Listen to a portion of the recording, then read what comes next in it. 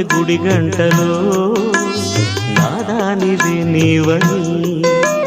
గోరంత పసు పెట్టి ఊరంత కబురెట్టె శ్రీవారే రావాలని కుంకుమతో కుశలమని పారాణే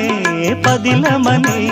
దీవించు దేవుళ్ళే మన ఇంటి వారని తెలియని రాగము పలికింది తీయని భావనలో మనసే జ్యోతిగా వెలిగింది మమతల కోవెలలో ఈ మమతల కోవెలలో